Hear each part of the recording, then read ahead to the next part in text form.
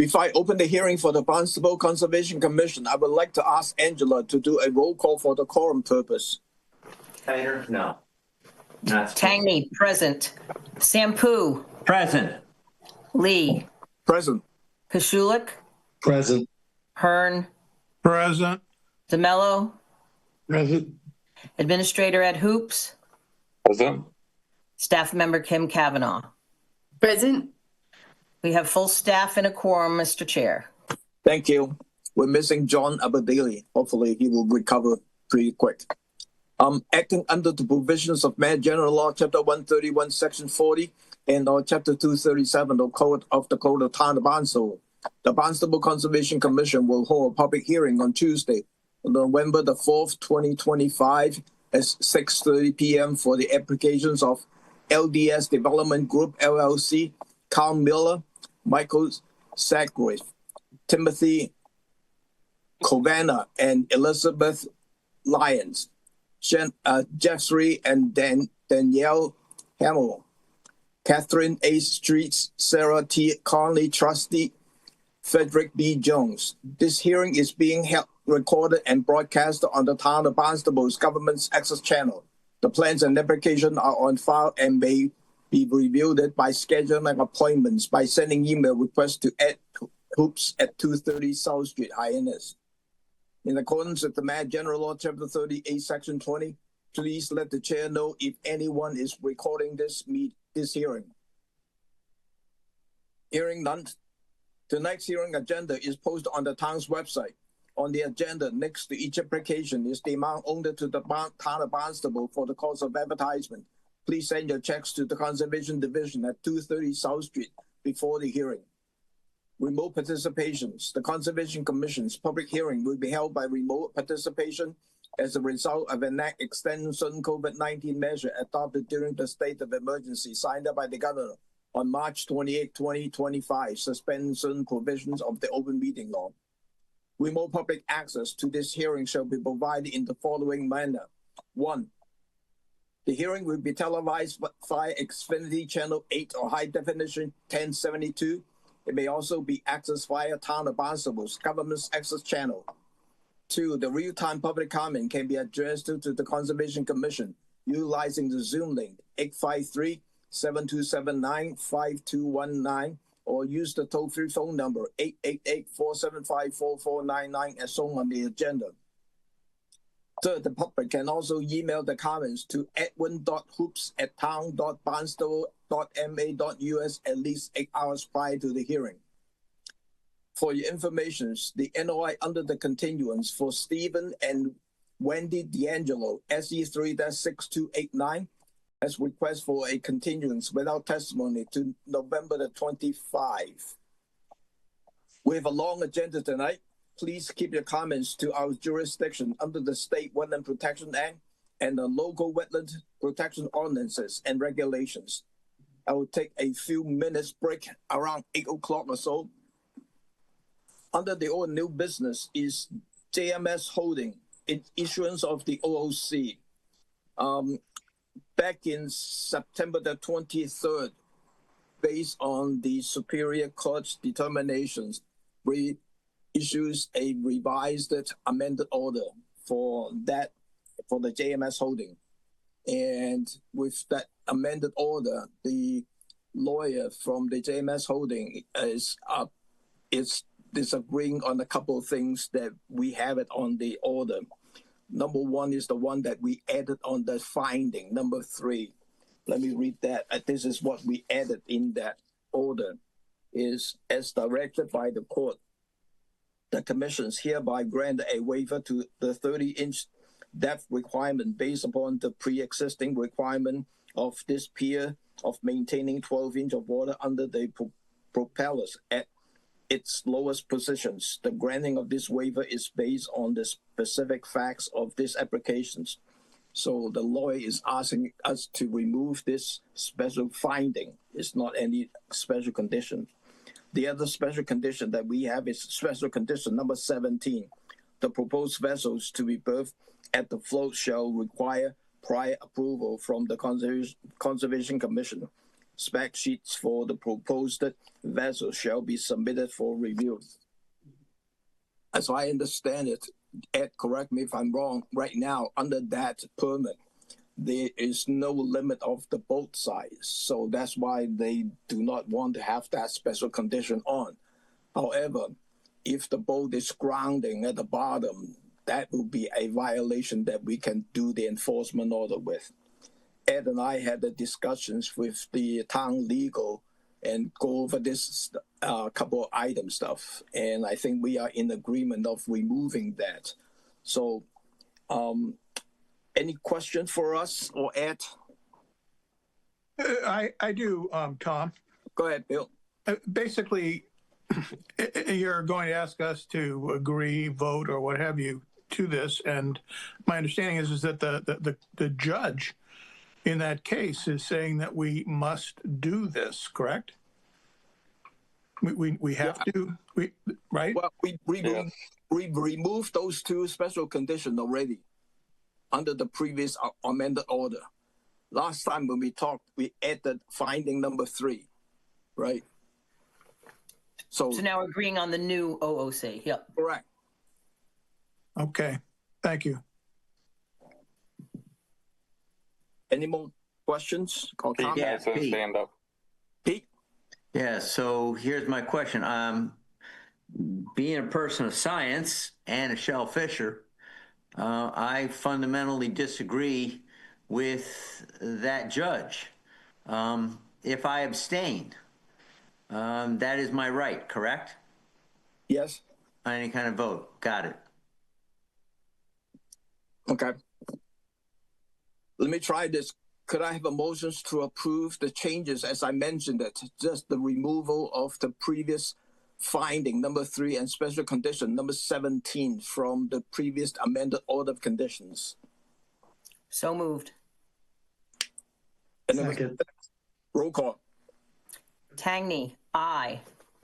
Sampu, Abstain. Lee, Aye. Koshulik, Aye. Hearn, Aye. and DeMello. Aye. It passes. Thank you. We have 3 RDAs tonight. The first one is LDS Development Group LLC proposed Vista Pruning at 640 Papaneset Road, Contiguous as shown on the Assessors Map 006, Parcel 018. This is Matt. Yes, good evening. For the record, Matthew Eddy, professional engineer with Baxanai Engineering and Surveying, representing the owner and applicant on the application before you tonight. If I could, may I share my screen real quick? Yes, please. All right, I understand you have a long agenda. I will be quick. I think this is fairly straightforward. It's a RDA before you for Vista Pruning at 640 Pompanesett Road in Cotuit. This site received an order of conditions for the new house, which is under construction currently, and that was approved back in March of this year. The proposal is this Vista corridor located along here. This area is already cleared, so it would just be the pruning area within here. It will follow the Conservation Commission Vista pruning guidelines, which will also include some removal of the greenbrier and invasive climbing vines. And with that, I'm happy to answer any questions you may have. Thank you. Thank you. Any question from the commissioner? Bill? Yeah, that Vista pruning will be done consistent with our Vista pruning guidelines, right? And that would require some consultation with staff. Absolutely Yeah, correct. yeah. Yep. Okay, good. Thank you. No problem. Thanks, Bill. Any other question from the commissioner?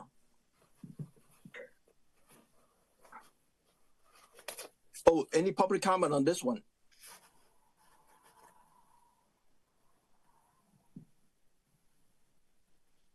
Kennewick, Dean, any comment on this, public comment on this one? I have a question. Who's this? This is Kathleen Barrett, next door neighbor. Okay. How much vista pruning are you doing? Because we've lived here for 26 years and we were not allowed to do any vista pruning. This is a standard vista pruning that they still have to meet with the staff to go over what they want to prune. And if you want to do it on your property, you can also do that too. You need a permit for the standard vista pruning. Yes, we know that. Thank you. But this house is much taller than any other houses on the rest of the street. Yeah. Thank you. 10:18, any more public comment on this one? Seeing none. Could I have a motion to approve this project as a negative determination? So moved. Second. Roll call. Tangney, aye. Sampu, Aye. Koshulik, Aye. Lee, Aye. Hearn, Aye. DeMello. Aye. That's 6 and unanimous, Mr. Chair. Thank you. The next RDA is... Thank you very much, all. Have a good evening. Good evening. The next RDA is Carl Miller to remove 6 pine trees infested by black turpentine beetles as they posed a threat to the house and replace with 6 American holly trees at 135 Point Elizabeth Point Road, contoured as shown on the Census Map 073, parcel 021. And this is John or Carl. Oh, man. It says Amy on the computer, but it's Carl. You confuse us. I'm using my own computer. I'm sorry. That's okay. So yes, there's 6 pine trees in severe decline. We just need to remove those and then replant with new planting in the buffer zone. Okay. Any questions, Angela? Yeah, I just wanted to mention, they've had 8 trees taken down since 2022. This is 6 out this time. I know they were well marked. I went to look at it, and they are the ones in the worst condition. And you're bringing in 6 hollies, is that correct? Correct. But at this point, you're not anticipating any more trees down, are you? Because this is becoming like, there's a lot of lawn, and it's becoming almost clear cut with the number of trees that have gone down over the last 6 years. So is this it for your anticipating tree removals? As far as I mean, there's definitely at this point that is all that is coming down. I don't know what's going to the condition on the trees next year. These have been like this. There's several that are right next to the pool. There are definitely concerning trees there. Okay, I'm not having a problem with this. I'm having a problem with the additive effect of this continuing. That's all. So I wanted it noted. Thank you. Absolutely. Pete? Yeah, so what I would like to thank the applicant's agent here providing from Child's Arborist a documentation from a person specialized in assessing the health of pitch pines. Yeah, pitch pines don't live a long time, and they do have a problem. The question I have for the applicant here is the planting of the hollies, an understory tree, are on the sort of quite a bit on the opposite side of where 4 of those trees are being taken down. How come the hollies aren't adding to the understory of the pitch pines on the east side of the property, which are going to have a limited lifespan? As Angela said, yeah, you had a bunch taken down. There will be more taken down in the future. That's what happens with pitch pines. How come they're way over there on the west side? Thank you. Mostly because of access to the, and I don't know that there's not really access up to the top of that. We could do smaller trees up the top there, but access up on the top of that bluff is pretty tough. There's no way around the... Certainly understood. So I would almost like to then say split your hollies. Hollies grow slow, but still having hollies on that west side would be aesthetically very pleasing as well. I think that would be fine with the homeowner. They might just be smaller as far as getting, you can't get a machine up to that side. Of course. Fully understood. Just work with staff on that. Okay. That's this commissioner's input anyway. Thank you. Thank you. Any more questions from the commissioner? None. Channel 18, any public comment on this one? Seeing none. None. I know that the Carl is going to work with the staff on the location of this Holly, but that would be a condition in there. But otherwise, it would be a negative determination. Could I have a motion to approve this as a negative determination? So moved. Second. Roll call. Tangney, aye. Sampu, Aye. Kashulik, Aye. Lee, Aye. Hearn, Aye. DeMello. Aye. That's 6, and that's unanimous, Mr. Chair. Thank you. Good luck. Work with the staff. Well, The last RDA is Michael Seagrave, proposed sheds at 20 Sunset Lane, Barnstable, as shown on Assessors Map 301, parcel 038. Dan? Yes, good evening, Chairman, members of the commission. Dan Ojala, I'm a surveyor and civil engineer with Downcape Engineering in Yarmouth Port, and helping Michael out with a very simple project. I'll try and be brief because I know that your agenda is long. Super simple. This is flood zone only. These are the projects where there's no sensitive resource areas within 100 feet. It's just technical. We do have to file because of the flood zone. So it's a 15 by 20 shed in the back. There's houses all around, no wetlands within 100 feet. Looks pretty straightforward to me. Be glad to answer any questions if you have them. Thank you. Thank you, Dan. Any question from the commissioner? Seeing none. Let me try it again. Any question from the commissioner? Going twice. Channel 18, any public comment on this one? Seeing none. None. Could I have a motion to approve this project as a negative determination? So moved. Second. Roll call. Tangney, aye. Sampu, Aye. Kashulik, Aye. Lee, Aye. Hearn, Aye. and DeMello. Aye. That's unanimous, Mr. Chair. Thank you. Good luck. Thank you. Yeah. Now we get into the long list of the NOI. The first one is Timothy Calvana and Elizabeth Lyon, construction of a single-family house with garage, shed, septic tank, dry wells, and lawn at 61 Salt Meadow Lane, West Barnstable, as shown on Assessors Map 156, parcel 046. Karen. Good evening, Mr. Chairman. Good evening, members. For the record, my name is Kieran Healy.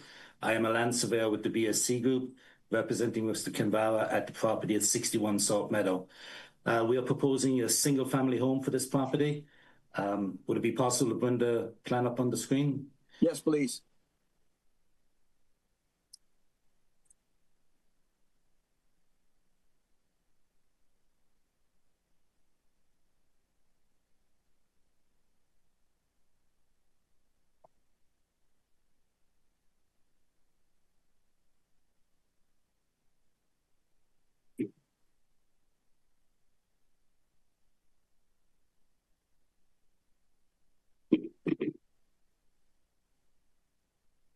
Here, are you still trying? Yeah, actually, I was sorry. I thought that it would be brought up by staff. Let me go find it.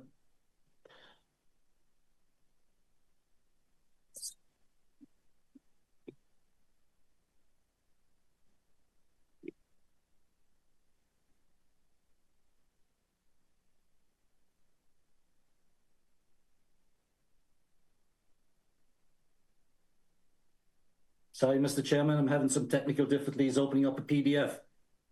Okay. Ed or Kim, can you help?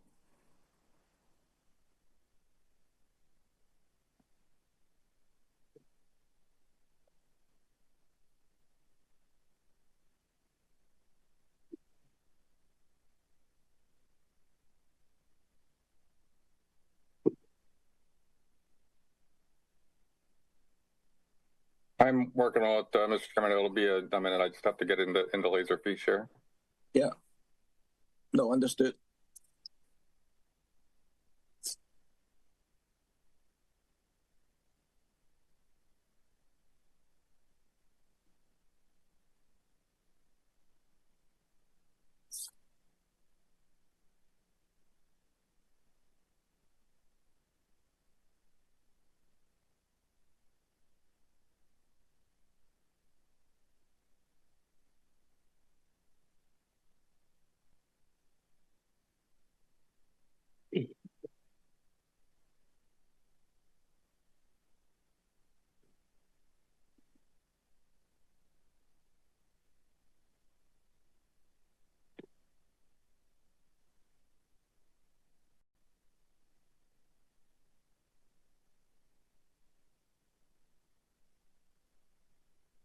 I do have it up now, Mr. Chairman, if I could share.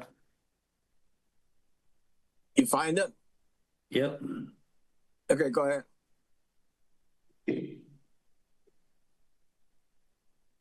Is the plan up? Yep. Okay. Thank you. What we're proposing is a single-family home with a two-car garage, septic system in this area, a shed in this area. The 100-foot buffer line runs along this portion of the property right here. Wetlands over on the southeasterly side. There is no work proposed in the 50-foot buffer in this section. We plan on clearing some of the lot at the rear so we have some space. The owner has some dogs that he would like to fence in. The closest portion of the fence is 55 feet away from the wetland in this area right here. And they were also proposing a line of mitigation 4 feet wide along the entire fence. We are proposing a pool in this area. A small portion of the pool is within the 100-foot buffer. As you can see, the majority of the house is outside the 100-foot buffer, but we do have some components, a walkway on the back of the house just to tie everything together in this section. And again, here's the 100-foot buffer line. We have a large drainage system here because there's a lot of clay on this site. So we're proposing to capture everything in this area and just drain the pipes around to this to capture any runoff from the roof areas. Again, the front of the property is entirely outside of the 100-foot buffer. And we are proposing plantings along here. And here is our proposed plant list, a mix of teaberry, hay-scented fern, wild rose, mountain laurel, and sweet pepper bush. If I could answer any questions, I'm glad to do so. Thank you. Any questions? Bill? Yeah, this is a new house in a, if you will, forested area. And in putting in a new house in a completely, forested area, there is some loss of wildlife habitat.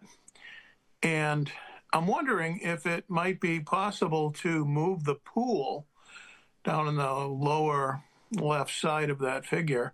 Just move it back like 10 feet. 10 feet would take it outside of the 50 to 100. I mean, I can understand the screen porch, but and that's fine. But I would like to see if you could just bump that pool back a little bit, and also to provide a 6-foot clearance under the fence, which is kind of a standard operating procedure, if you will, that we often use for turtles, salamanders, and small animals. So is it possible to move that thing back just 10 feet? It is possible to do so. The reason we didn't do so is because you'll notice I have the front face lined up with the front corner of the building. We just didn't want the pool to be in front of a building because it's not typical. We moved it as far forward as we could to line up with the building. But by the same token, I don't want to have this commission say no just because of the pool location. We can move it forward 10 feet if that's the wish of the commission. As far as the fence goes, my client does have 2 dogs, and leaving a 6-inch gap at the bottom, even though I fully understand why, it just doesn't work with the dogs. And we've tried to keep everything as far forward as possible. We've kept everything out of the 50-foot buffer at 55. So we're trying our best to keep away from the wetlands and leave that wildlife corridor of 55 feet while yet being able to corral the dogs. Thank you. Bill, if I remember right, in the past, if the fence is within the 50-foot buffer, then we will require the opening at the bottom, but not outside of 50, if I remember right. Yeah, but well, whether you're remembering right or not, turtles, salamanders, and whatnot are going to migrate, and there's lots of, I could provide all kinds of documentation that these animals will move, 300 feet, and so that's why some conservation commissions actually, go for the whole 100 feet, and they try to keep no construction, nothing happening within 100 feet. It's kind of a controversy on wildlife, but anyway, to the extent that they could move it, I think it would be good. That's my opinion. Yeah, for the swimming pool, if you can move it outside that 100 would be perfect. Angela. Yeah, I guess along the same lines, I understand you don't want the pool in front of the house. Could you rotate the house just clockwise 10 feet so you take the corner of the house and the pool just a little more out of that resource area? Because I do agree with Bill that this is previously undisturbed area, and now we're starting with new construction. Is there a way for you to rotate it 8-10 feet clockwise to get those two corners, both the pool and the corner of the proposed dwelling, out of that 100-foot?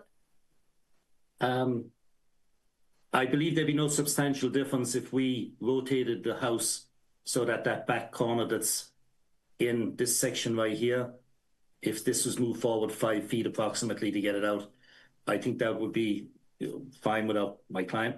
And then the pool would follow. A little of the pool would follow in this lineup, right? If you just move the whole thing. Okay, that's fine. Thank you. I just wanted you to consider that. Yeah. Any other question from the commissioner? Yeah, I got some.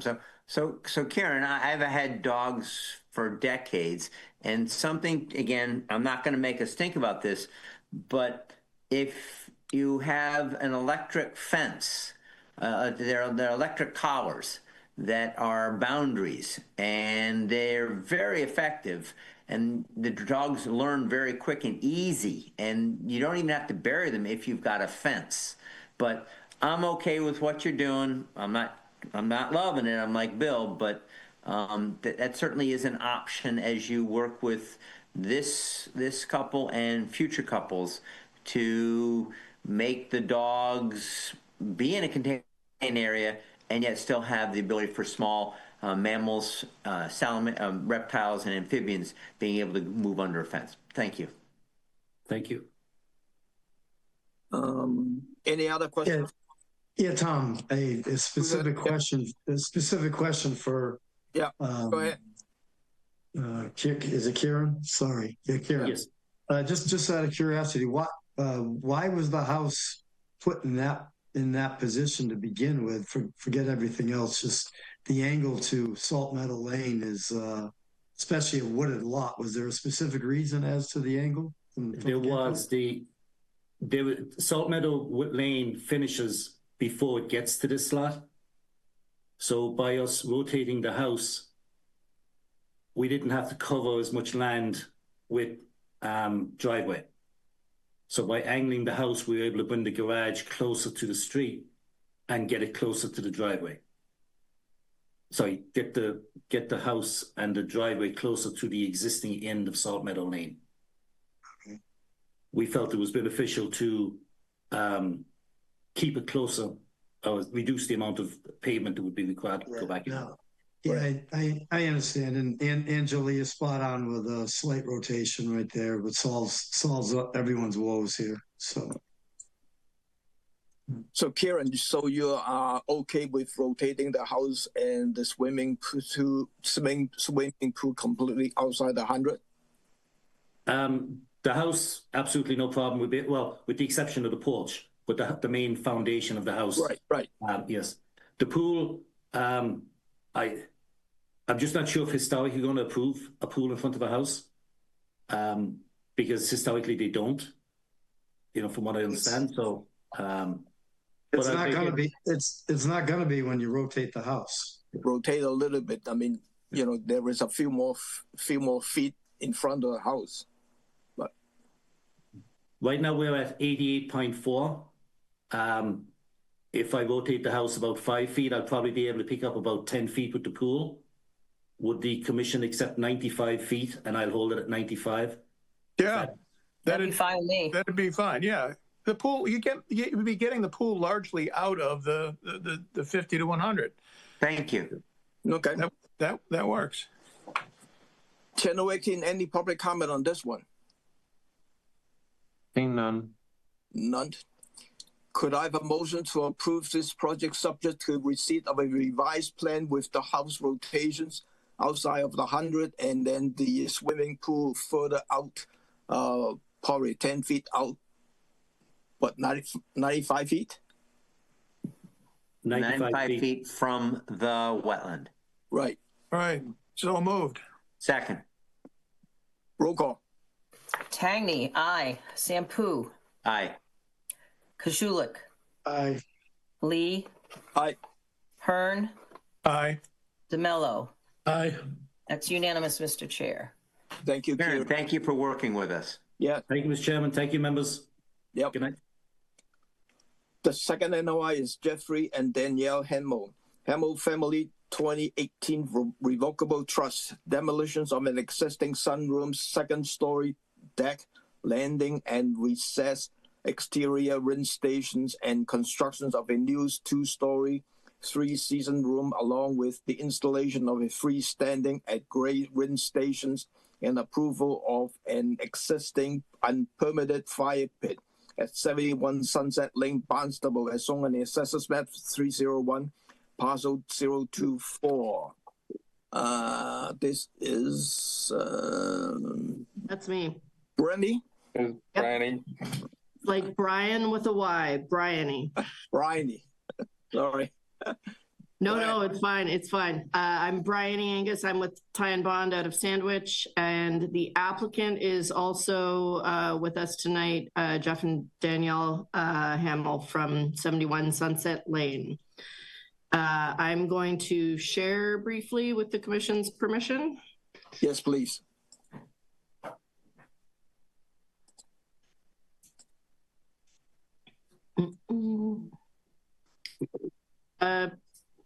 Can see me? See my screen? Yes. All right, I will go fairly quickly and hope for an open discussion. As the chair mentioned, this is a notice of intent for some very minor renovations at 71 Sunset Lane. This is the site location right here, single family residence. Resource areas at the site, and these are shown on our existing condition plans, coastal beach bank, land subject to coastal storm flowage, and state and local buffer zones. Here are some existing conditions photos. So, and I'll segue into what the proposed project is. The primary part of the project is replacement of this part of the residence here. So this right now is a three-season porch with a deck that is proposed to be replaced entirely in kind, no expansion of footprint, with a four-season structure, single and second story. So it'll be, I believe, an office and maybe a den upstairs. This is, this three-season porch is in poor condition, rotting. And so this is proposed to be replaced on the, I'm getting my directions mixed up right now, but west side of the house, there's a bulkhead and an existing rinse station that is built into the side of the house. This is also proposed to be replaced.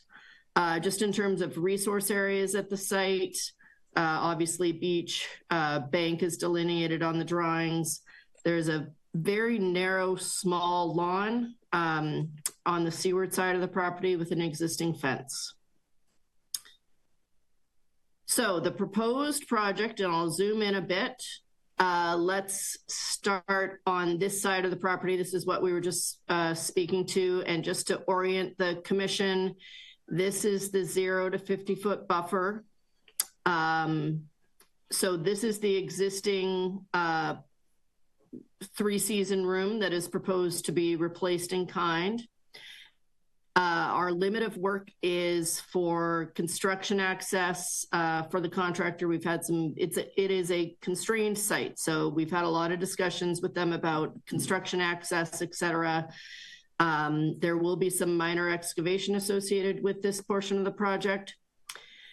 On the west side, the existing rinse station, which is built into the house, is proposed to be reconstructed on the exterior of the house outside of the 0 to 50-foot buffer. And this is to allow the homeowner to do some interior renovations. All staging of materials and equipment will be on the land side of the house. landward side of the house, out basically in the driveway. The other thing to bring to the commission's attention is an existing fire pit, which is right here. This was present when the applicant purchased the property. Through discussions with staff, we're aware that this is unpermitted hardscape, so we're also seeking the commission's approval for that fire pit to remain. This is just a summary of resource area impacts. So again, permanent impacts in the 0 to 50 foot buffer, it's just associated with that fire pit. And then in the 50 to 100 foot buffer, it's just associated with the rinse station. We have some temporary construction period impacts, which are detailed in the NOI and on this slide. In terms of what we are requesting from the commission, so firstly, we do acknowledge that that fire pit requires a waiver.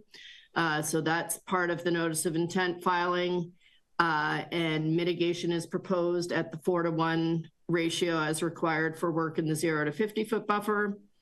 And then secondly, we are requesting that the commission finds that this is a mitigation constrained site, and for the work associated with the rinse station and the fire pit, that the commission allows a in lieu fee payment instead of standard mitigation plantings. To the chair, I see someone raise their hand. Happy to take questions now. And also that's literally the end of my presentation. So I'll stop sharing and we can open it up. Thank you. No problem. Angela. Yeah, I'm sorry. I didn't mean to rush it. I just no, rushing. I like how efficient you guys are. I guess my question is, I'm not sure I understand the definition of not constrained. I do understand from building the width of this is a long, narrow lot. I did walk it, but it's not constrained in the way of the lawn going all the way to the resource. There is lawn going to the resource. So under my definition, that's not a constrained site by what we usually determine needing mitigation. And some mitigation could be put in that area. So I'm not understanding the term of being constrained or not constrained. Sure. It's the desire of the applicant not to lose any of the reasonably narrow width of lawn between the seaward front of the residence and the existing fence. You know, there are opportunities for mitigation below the existing fence, but that's the nature of the request. Angela, this is, I mean, they can make that request, but we have to make a determination whether that site is a constraint or not. Got it. Okay. Okay. And so that's what we're discussing then. The use. Okay. Whether mitigation could fit there. Okay. Thank you. And then Brian, right? We need that mitigation calculation showing on that engineering plan. The amount that you just showed on the screen, we need to show that on the engineering plan. And move forward with that. Bill. I basically have the same concern or question. We do not normally do in lieu fee mitigation. That's something that I've not seen, and it's something we try to avoid. And with a 7 square foot fire pit, that'd be like 28 square feet of mitigation. And it seems like, I don't know, you have under 100 feet of mitigation, more or less. I'm just doing it in my head, but you know, like a 10 by 10 section of your lawn would be planted probably in the least difficult place for you. You know, is there a corner of that 0 to 50? I think the idea of doing in lieu is not a good idea, and having no mitigation when there obviously would be per our rules and ordinance bothers me. So I think we would want to, you know, calculate it out and find some place for plantings. Can I just clarify, we are also required to mitigate for the rinse station in the 50 to 100 foot at that's at a 3-to-1. Right. That's at a different ratio, but Right, Yeah. so it's like 28 for the fire pit and whatever, I don't know, what is it, what's the rent station? So the ratio, the It's a 3-to-1, but mitigation we're what's the- calculating is like 160 square feet ish. It's in the NOI. I don't have it on the slide. Okay, about 160. Pete? Yeah, I'm in agreement with my two previous commissioners. Having lawn right down to our resource area is just not a good situation. So having, even a narrow woody vegetation or something that's going to take up the nutrients, and it can be aesthetically very pleasing, but I'm all for mitigation between the lawn and top of bank. Thank you. Thank you, Pete. I think you'll hear us because I don't think that we would approve the site is constrained and we are looking for the mitigations on the site. Yep. No, we absolutely hear that. I will note that there is some non-native landscaped vegetation that is planted seaward of the fence that we could potentially remove and reinstall with native plantings per the commission's list. So I think what we will do is develop a planting plan for the commission's review, request to continue to the whatever it is, the 25th, and provide that to you. But I do, I guess if it's possible to get the commission's feedback on the fly of a strip of planting that meets the mitigation ratio requirements between the lawn and the top of bank in this currently landscaped area. I would give my opinion. Sure. If you have really bad invasive plants, say you got bittersweet out there, right? That's horrible, invasive. We have allowed some planting of native vegetation, where there is really bad invasives. But when you end up having a whole lot of vegetation, and it may not be that invasive, if you will. For example, you might have Rosa rugosa or some other things. The idea of simply taking all that out and putting in what are technically native plants, I feel like the Rosa rugosa and certain other plants that may not be native are serving the same function as what we're trying to do, which is create a vegetated buffer that takes up nutrients, filters out pollutants, sediments, and whatnot. So, to the extent that it's just, all, so I'd say it should be like, I'll give you half credit, so to speak, for the area when it comes to removing native vegetation. Although I do hate bittersweet. No, and we've looked at the bank there. It's a mix. It's a mix of what you would expect. There is some Virginia creeper down there, but there's beach rose, there's goldenrod, et cetera. I think what we're talking about, I'm fairly confident I understand the intent of the commission's buffer zone policy and what you're trying to achieve with the plantings. Let us take a crack at a planting plan that achieves the mitigation requirements. We're not going to propose ripping out all the vegetation on the bank because it's not full of invasives. I wish it were. But there are some landscaped plantings below the fence that I think we can replace with native plantings and achieve mutually acceptable goals here. So do you want a continuance? Yes, we also have a date on the 18th. Would that be possible? That's exciting. I have another Concom hearing on the 25th too. What date would you require, and this is to Mr. Hoops, what date would you require additional information before the hearing on the 18th?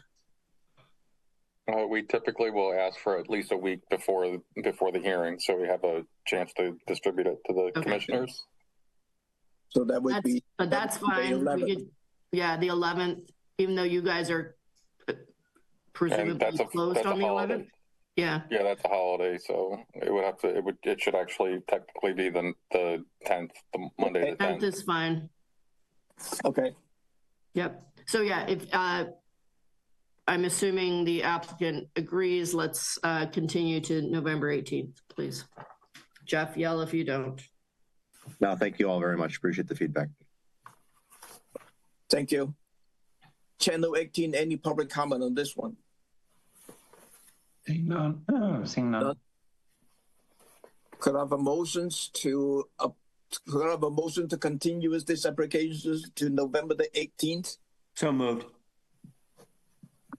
Second. Roll call. Tangney, aye. Sampu, Aye. Kashulik, Aye. Lee, Aye. Hearn, Aye. and DeMello. Aye. That's unanimous, Mr. Chair. Thank you. Good luck. Great. Thank you very much. Yeah. Bye-bye. Bye.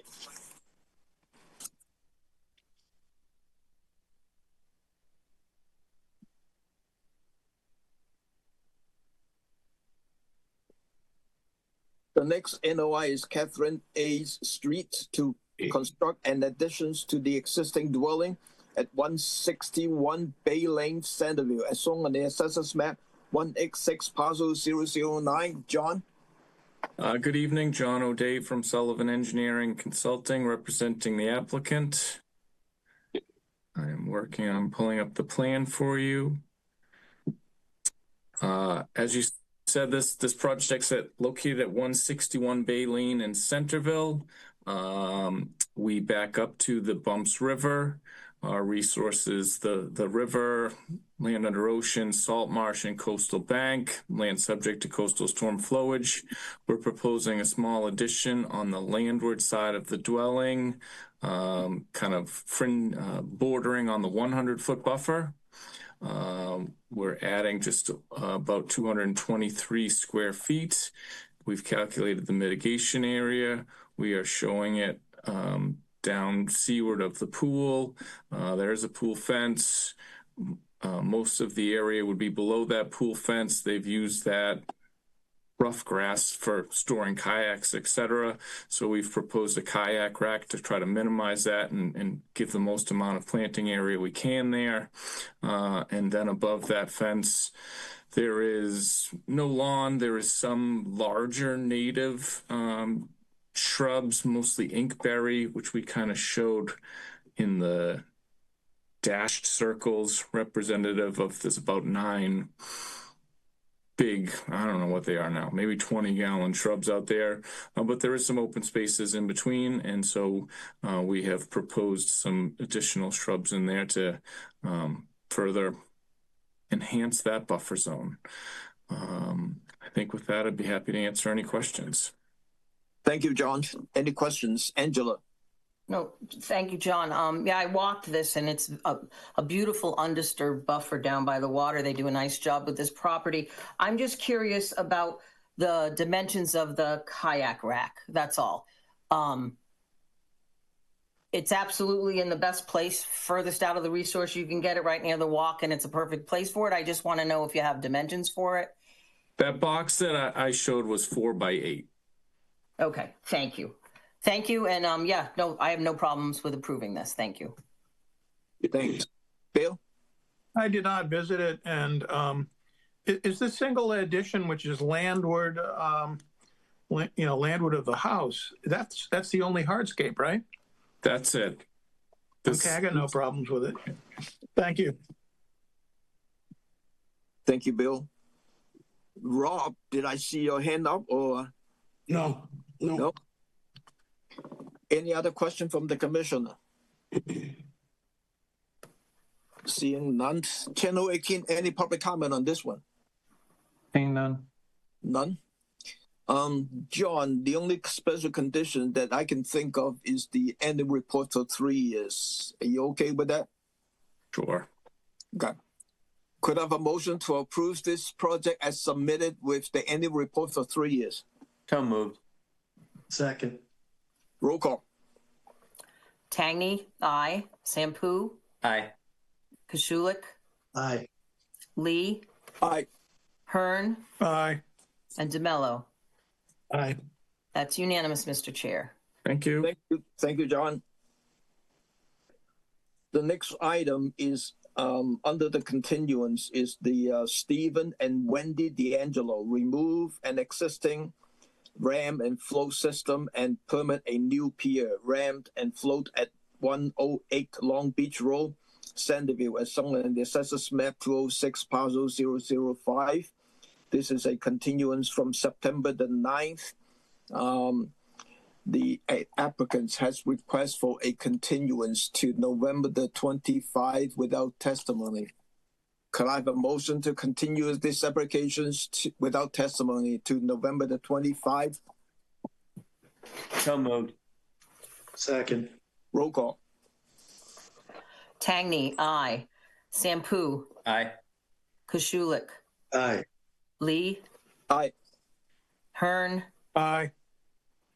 and that's all that can vote on this one. So we'll move this one along. That's unanimous. Thank you. Thank you. The next one is Emily Dawn Coons, trustees, to repair or replace permitted bulkhead, replace wood landing and shed and bank vegetation restorations at 200 North Bay Road, Austinville, as shown on the Assessors Map 073, Parcel 011. This is a continuance from October the 14th. And the quorum is everyone except Rob tonight. So, John. Yes, good evening. John O'Day from Sullivan Engineering Consulting, representing the applicants. Also here in the meeting is Ian Peach from Wilkinson Ecological Design. Just to refresh you, I'll pull up the plan. This is a bulkhead replacement. We are proposing to build it immediately along the seaward face of the existing structure. Reason being, we are right up against a shellfish grant. The commission, I think, had some questions about whether that is the best solution or not. Also asked that we, but agreed to keep an open mind, asked that we do a shellfish survey. I believe that there has been some discussion with former commissioner George Gilmore, who, in addition to being a former commissioner, used to do this kind of work and probably built this bulkhead. It's my understanding that his opinion is that this is certainly the cleanest way to do this. This is the least potential for any temporary impacts. Absolutely, the existing could be ripped out. It could be put back where it is, but in terms of preventing any siltation, any temporary impacts, this is the cleanest way to do it. Shellfish survey, transects were run all the way from our north, all the way south to the next pier, basically at every post along that bulkhead, so about every 8 feet. Samples taken 5 feet off, 15 feet off, 20 feet off, I think were the dimensions. There was 2 shellfish found along that entire stretch within 5 feet. So I don't think it's as significant a shellfish resource as there may be in other locations. Even getting out into that further distance, it was, I think the densities was, less than 1 per square foot. So again, just to kind of reiterate our goal in this project and our discussions, even in beginning the design of it, was to try to protect the grant, which is immediately adjacent from any construction related impacts. And we still think that this is the best solution for it. Thank you, John. We have a couple of comments, a letter from the review. One is from the Waterway and Harbor Master. They have no issues with these projects. And for the town biologist, she's kind of have 200 North Bay Road raised a little flag for me. I understand that John reached out to Contour Oyster Company for comment and concern about citations. However, in the interest of a public resource and public land, by putting the bulkhead 2 feet further into the water, that habitat will be forever lost and becomes land taken out of the fishery permanently. It is already right in the tidal zone. It is the best interest of the shell fishery for the new bulkhead to be put behind, and for the engineer and those doing the projects be minimized citations if that is the greatest concern. There are definitely ways to minimize that. So that's the township comment. The other one is the DMF has a couple comments. Number one is the time of the year restrictions. That would be January 15 to May 31st of any year. The second comment is repair of the structure should be within the same footprint as the existing structures. Any expansion of the footprint into tidal waters of the Commonwealth will result in the loss of the shellfish habitat. The next one is the salt marsh. Vegetation is located on the east side of the project site, but project plan do not delineate the habitat. Filling the intertidal habitat will result in loss of Commonwealth Public Trust tidal land. Construction should not be allowed in the salt marsh habitat or in the locations that could adversely impact the salt marsh. The other one are kind of generic in terms of the comment stuff. Questions from the commissioner? Oh, one thing I want to add. I also talked to George Gilmore, and like John said, he said this would be a clean constructions, but whether the vinyl bulkhead can be installed behind the existing one. He mentioned it that he talked to Chris from the Beacon. Sounds like this is doable stuff. So that's the feedback that I get from George and with the conversations with Chris. So just want to flow it out there. Pete? Yeah, thank you, Chairman. So we have rising sea level. That's not under any kind of disagreement there. And by moving sea walls, bulkheads seaward of existing conditions makes for an even more difficult passing by shellfishers and fin fishers along the shore. So really, I agree with Division of Marine Fisheries and with our current shellfish biologist that we as a commission should do everything we possibly can not to be taking resource area away from fin and shellfishers, which is the intertidal zone. So I would really like the applicant here to come back with the engineering description and plans to be able to put the bulkhead either in the same position or landward of those posts. Thank you. Thank you, Pete. Bill? Well, I'm concerned about, some kind of precedent. I mean, we go, yeah, let's bump it out. It is easier, it is cleaner, and yet with time there were going to be lots of bulkheads, and there are quite a few around the town that are going to have to be repaired, replaced, or bumped out. And I remember John O'Day talking about how, well, this is a different one. This is different because look, the water's like lapping right up against this thing most of the time. And in a lot of bulkheads, it isn't. The bulkhead, you've got a little bit of dry space in there. But then I can think of some posts, there's a fair number that have water, and maybe at low tide it's workable, but over the course of a few days it's gonna have a problem. So the idea of, I don't know, I feel like we have to be careful whether we just simply allow this kind of technique for replacing a bulkhead. And I did not hear anything from George Gilmore. I'm glad that, Tom, you did speak to him and what you said. The idea you mentioned, Tom, at the last meeting that maybe the vinyl can be what's the word, hammered in, vibrated in vertically, or something along those lines. And I wonder if that isn't a viable way of avoiding bumping the thing out. I mean, I guess I have a problem with it. And yet then again, I'm not like 100%, Pete sounds like, no, not doing it. Division of Marine Fisheries would say, no, don't do it. And I'm kind of largely leaning in that direction, but not, maybe bumping it out works. But I'd like to know more about the potential for vibrating something. I don't know if the word is vibrating. They sort of drill it down. That is, no matter where it's located, that's how the sheeting is installed. It is vibrated down.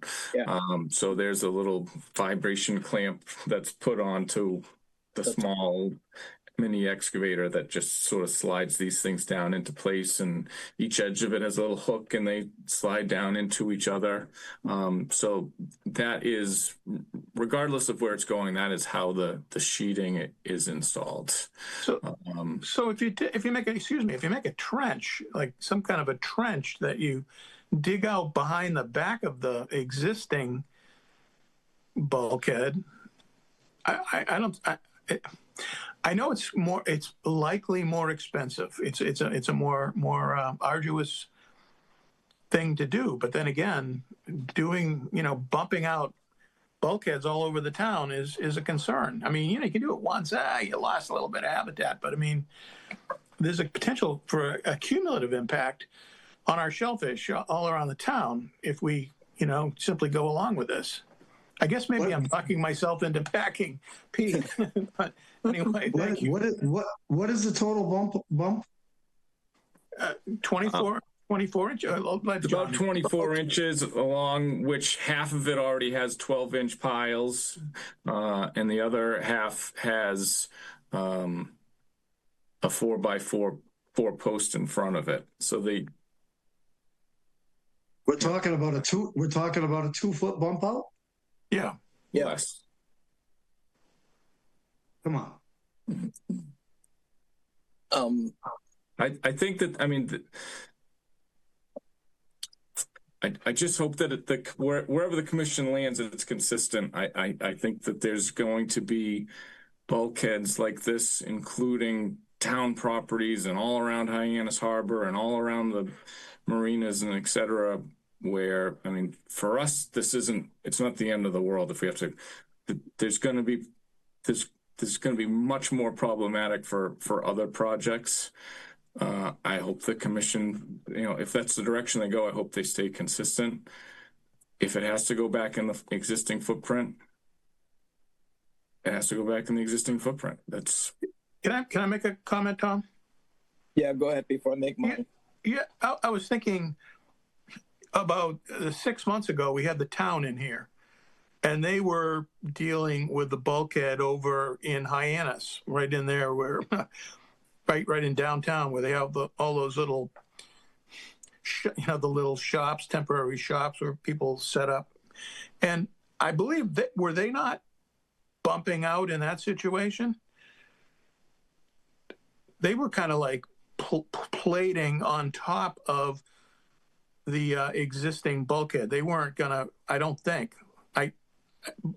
But the reason I bring it up is because there are going to be places where the shellfish habitat is going to be of far less value. Like, for example, right there in Hyannis Harbor, where, maybe bumping it out makes some sense.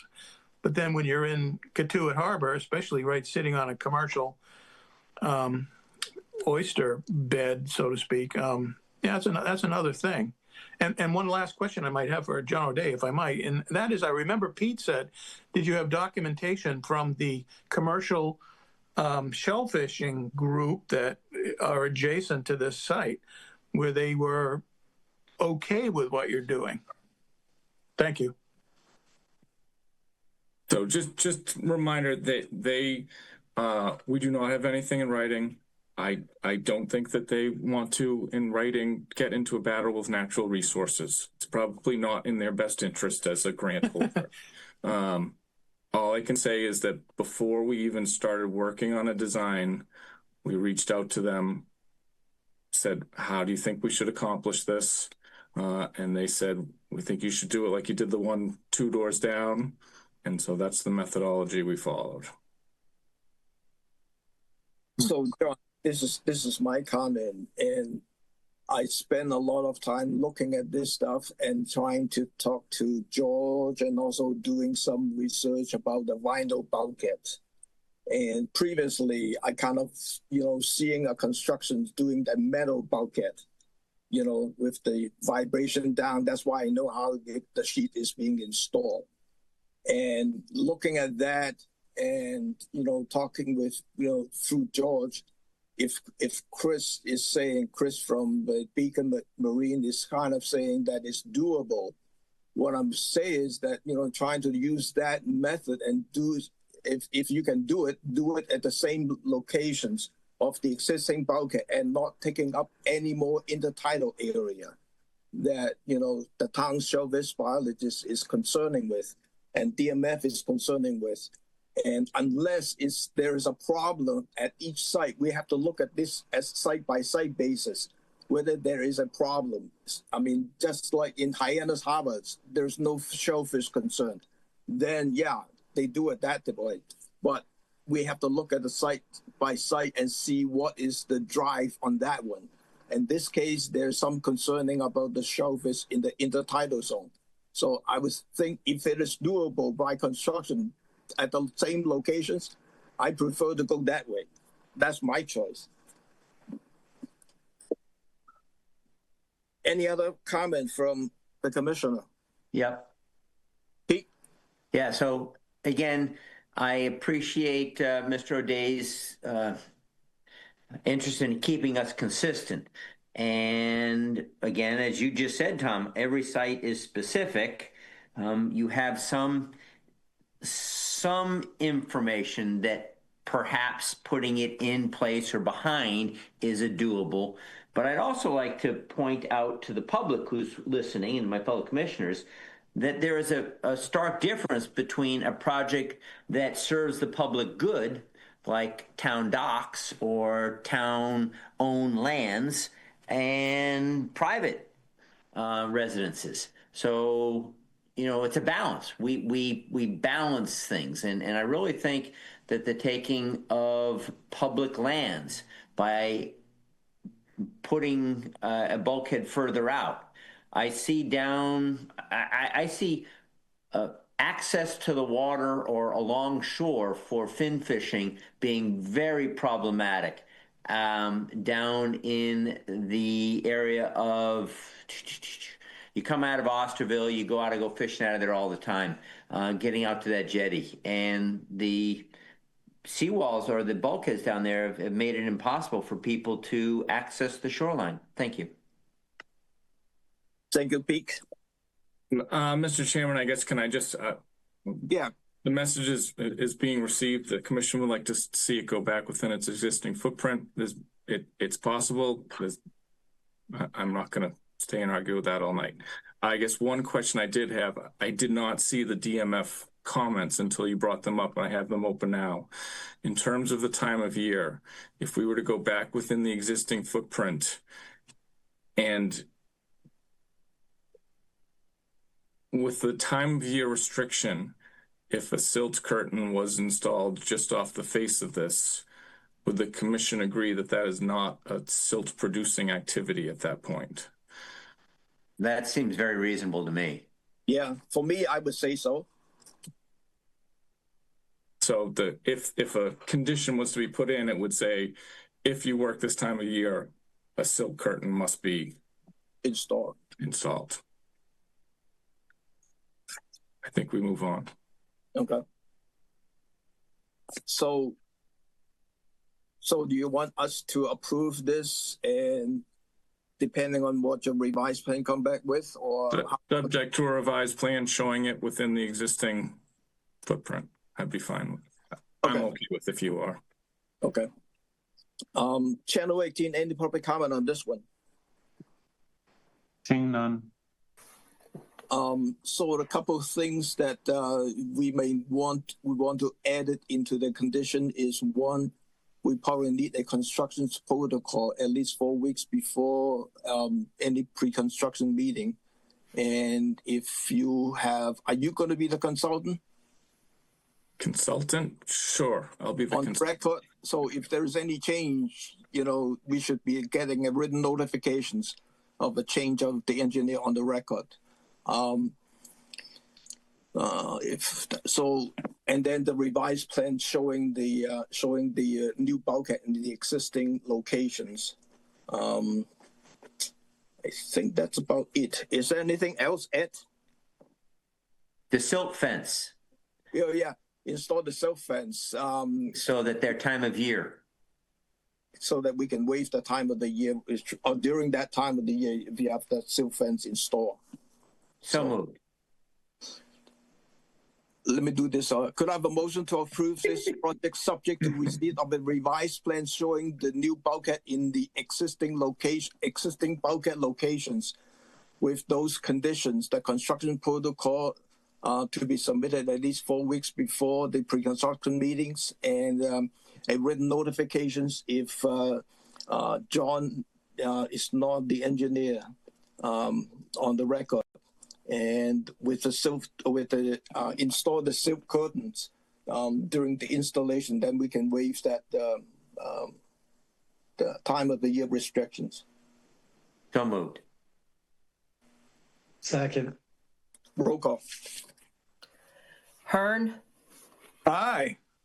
Lee, Aye. Kashulik, Aye. Sampu, Aye.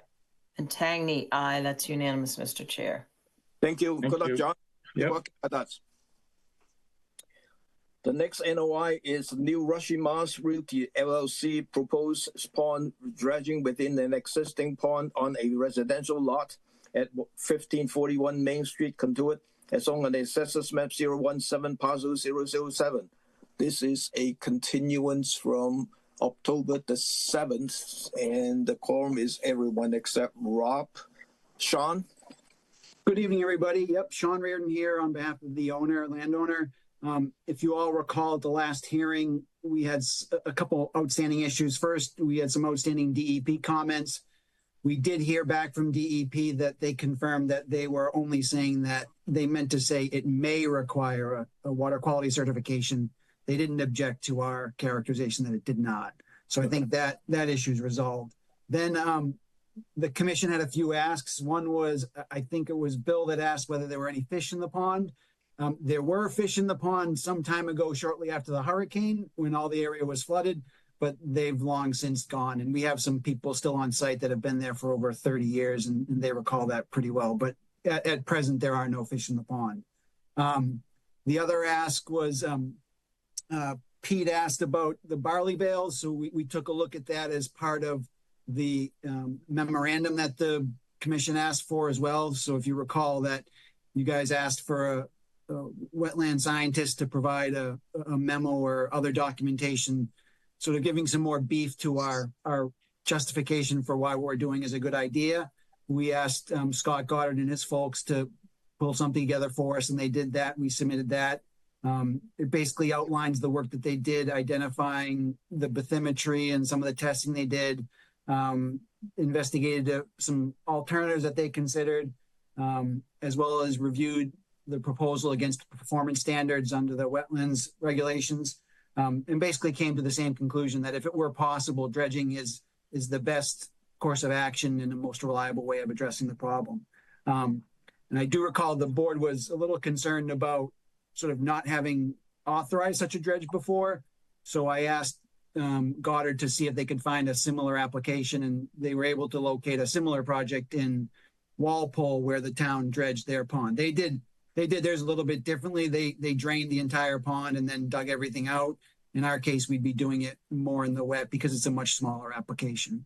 But, hopefully the commission finds what we submitted satisfactory and allows us to do the work that we're proposing. Thank you, Sean. Thank you for the memo. I think all the commission have a chance to look at that. Angela.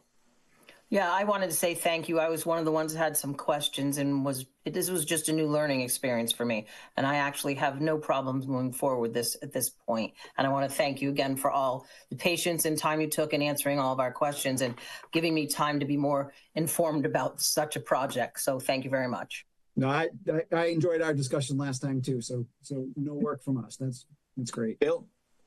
It's going to be kind of a sloppy mess pulling that mud out. And as I recall, you were basically putting the mud on the, if you will, the bank or the side, very in close proximity to the pond, and then it's going to drain.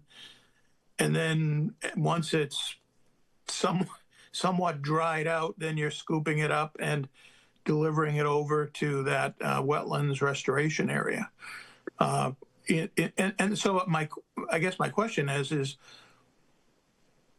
when you're done and you've taken all of that sloppy mud that dried out, are you going to, in effect, have I can't imagine you guys leaving it a mess, but you're going to restore the bank and all of that, because it's going to be, that's a lot of mud. Right. Yeah, it's going to be a bit messy. So the area that we're proposing to put, we have a stone berm, and then it's all in what's currently lawn right now. So we will probably either pull the lawn out first and then lay down some fabric and then put the stone filter in. And then to your point, Bill, we've sized it to store a day's worth of mud. And then we'll come back the next day and hopefully that volume is it's not going to get dry, but manageable enough that we can move it to the upper paddock. And then it's not going to be used in the wetland mitigation area. It's going to be joined with the soil that we're excavating from that and then used elsewhere on site. Okay. Thank you. Good luck. Yep. Thanks. Pete?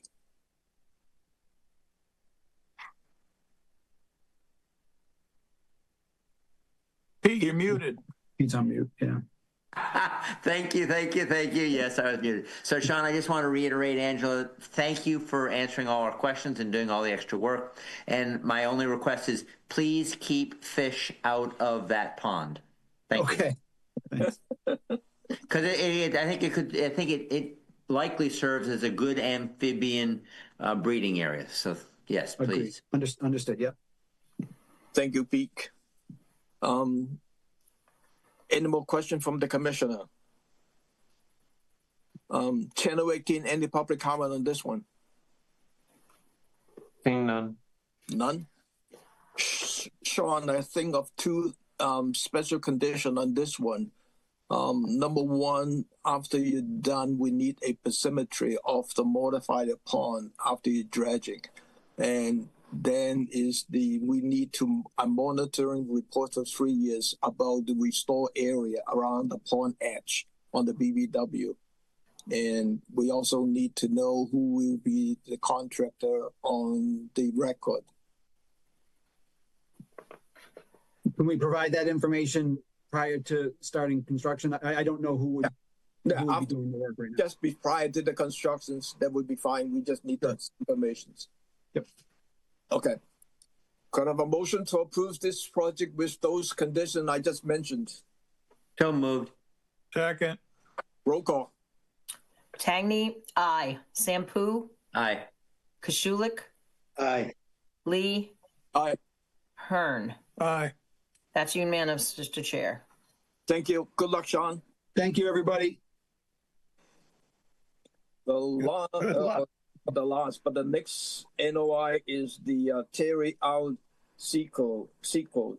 Trustee proposal construction of a bulkhead along existing boathouse, extended boathouse platform, and timber boat dolly ramp at 129 Main Street, Austinville, as shown on Assessors Map 165, parcel 078. This is a continuance from October 14 and 28. I think the quorum is everyone except Rob. John. Yes, good evening, John O'Day from Sullivan Engineering Consulting, representing the applicants. Just to remind you, this is a low bulkhead proposed just seaward of the existing boathouse, trying to protect the land around it from days like today, blowing 30 up against waves, crashing up against it. Probably protects us up to the 10-year storm. Anything over, it's going over. We had a platform extension proposed off the kind of east end that the commission didn't like, and we removed it. And we had a little dolly ramp extending off here that the commission didn't like, and we removed that as well. I'd be happy to answer any questions. Thank you, John. I have a couple of comments from, let's see, the first one is from Waterway and Harbor Master. They have no issues with this project. And then from the town biologist, since the area is so prolific with the shellfish in recent history, I would just like to make sure that the area where the barge will land is marked out so that it is the same spot each time when it comes in. And if a mat or something is of that sort could be put down for the equipment to disperse the weight. I appreciate that. Questions from the commissioner? Anyone? Angela. Yeah, again, it's not a question. It's a thank you, John, for listening to our concerns. And I have no problem with what you've come back with this time. So I appreciate that. And I appreciate the applicants as well. I have a question or a need for confirmation. I take it that there's the potential for putting a very temporary ramp down over those stairs so that the applicant can take their dolly and bring kayaks or boats up. Is that right? I think they've sort of got to the point of they're not too concerned about the kayaks. They do have a dinghy that probably goes in May, and whether they lay a 2x6 over the stairs, or it was funny that up in the garage they actually had some ramps of when there was some wheelchair access, I think, into the house for like 8 feet long that roll it out 5 minutes, take it out, bring it back out at the end of the season. They have a little sailboat skiff that they keep in there, might use it for that. But yeah, we're talking maybe minutes. Yeah. This is a great solution. Thank you. So, John, what did you access from the water for? You have to access from the water for the bulkhead. I mean, for the little bobcat, right? Yes, the equipment will be delivered from the water. Okay. Chair Nowicki, any public comment on this one? Seeing none. None? John, I'm thinking of a couple of things. Number one is we need a construction protocol at least 4 weeks prior to the works to start. The construction protocol would be prepared by the contractor, whoever you selected. And I think on the drawing, we need to see how your access path is. And then we need that intertidal, the mat in the intertidal area, if you're using it. I think that's all I can think of. Ed, did I miss anything? Just wanted to, do you want a pre-construction meeting for that one? Yeah, we should have one. So we need that pre-construction meeting after your construction protocol is submitted. In terms of the landing spot, is that something that I should guess at now on the plan, or can that be part of the pre-construction meeting and staking for shellfish as the project moves forward? I think you can submit it as part of the construction protocol because I'm asking the contractor to provide the construction protocol. You wouldn't be casting, I agree. You want to do. Yeah. Thank you. Okay. I asked the public comment already, so this is the condition. So let me try this. Could I have a motion to approve this project with those revised plan date, October the 22nd. And with those conditions I just mentioned about the construction protocol, pre-construction meetings, and the access to the site and using the construction mat in the title area. So moved. Second. Roll call. Tangney, aye. Sampu, Aye. Kashulik, Aye. Lee, Aye. and Hearn. Aye. That's unanimous, Mr. Chair. Thank you. Thank you. Good luck, John. 10:18. Can we have a 10 minutes break? Sure. Thank you. We'll come back at 8:05.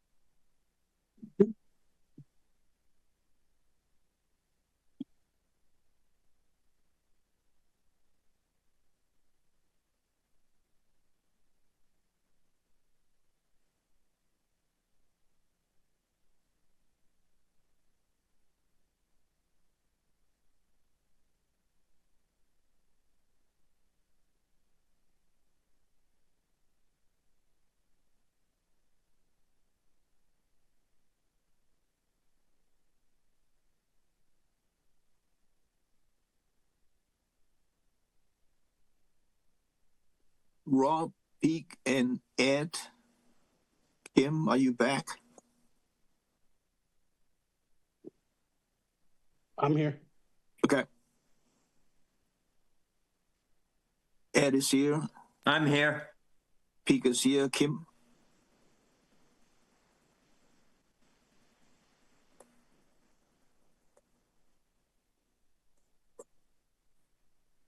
Kim, are you back?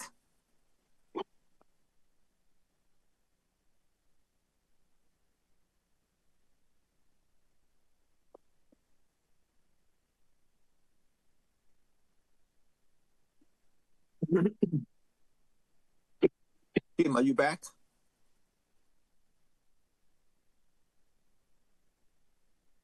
Oh, there she is. I'm back. Okay. Channel 18, can we start? What's that? Okay. The next NOI is Sarah T. Conley, trustee, to demolish an existing single-family dwelling and detached garage and construct a new dwelling with all associated improvements, and to replace beach house, walkway, stairs, and banks, vegetation restorations at 789 South Main Street, Centerville, as shown on the Assessors Map 185, parcel 014. This is a continuance from October 28th without opening and testimony. The quorum is every commissioner tonight. John. Good evening, John O'Day from Sullivan Engineering Consulting, representing the applicant. Here with me this evening is Katrine Higgins from Bartlett Tree Experts. Hello. Hi. I will work on pulling up the plan for you all. Thank you, John.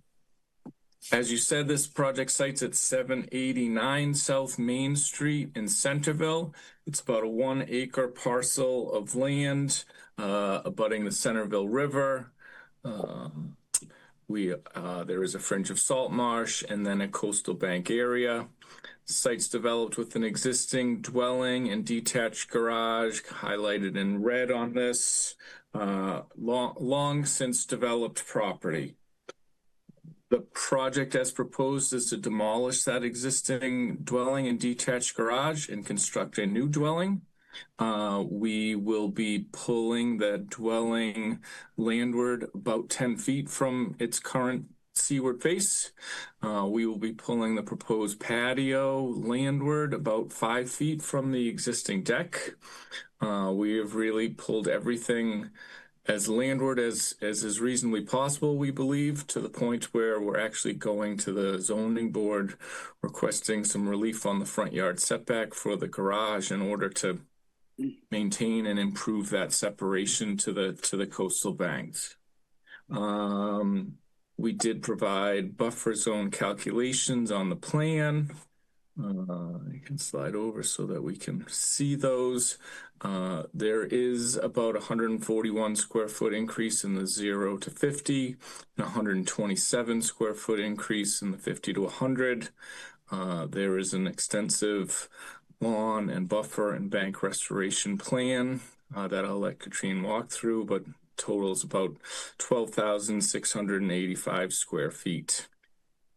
We are also proposing to replace the existing stairs, which lead partially to a beach house, and the remainder of the way down to the existing pier. Also proposing to replace that beach house itself. There is all within its existing footprint. We have proposed a little connection point right here to get from that seaward face to the existing walkway. It was an increase of 7 square feet. We did not list it on this plan, but it could certainly be added.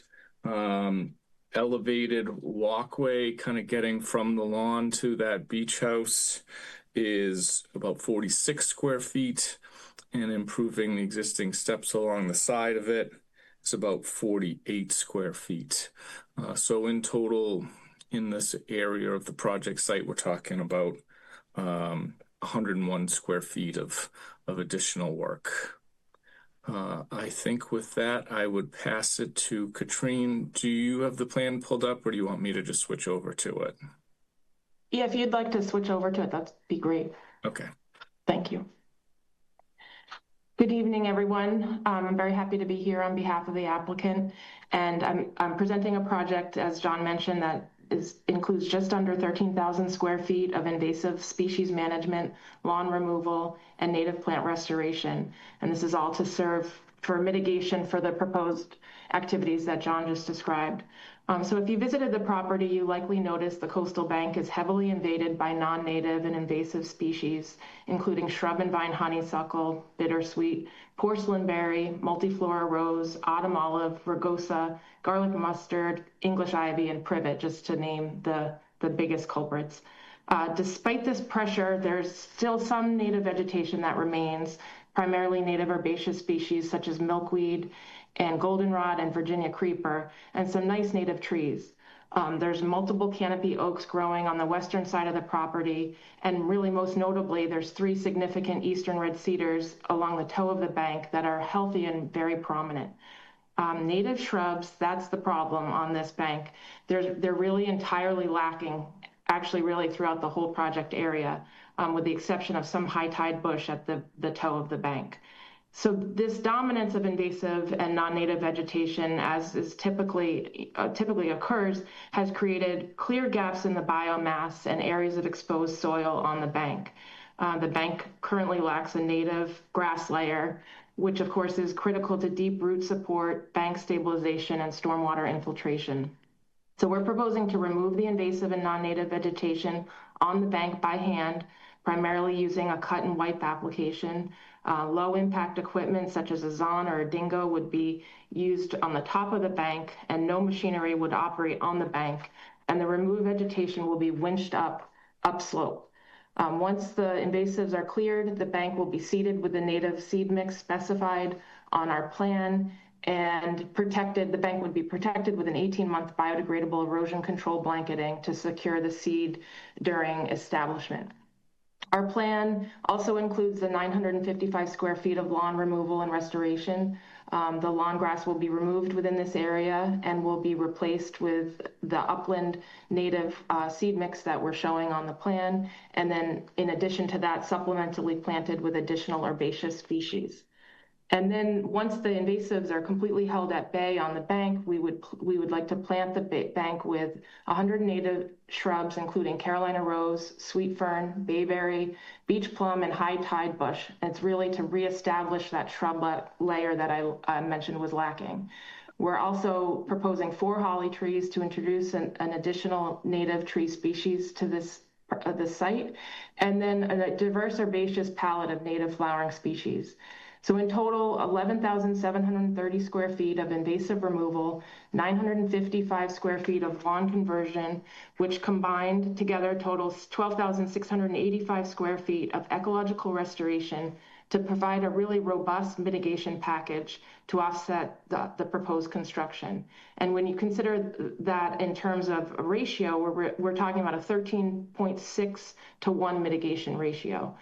This project will significantly enhance habitat value and stormwater function on the site, and it also aligns with the town of Barnstable's commitment to the National Wildlife Federation's Mayor's Monarch Pledge by creating important foraging and resting habitat, not only for monarchs, but really for all pollinators and birds during their migration periods. And with that, I'd be happy to answer any questions. Thank you, Katrina. Thank you.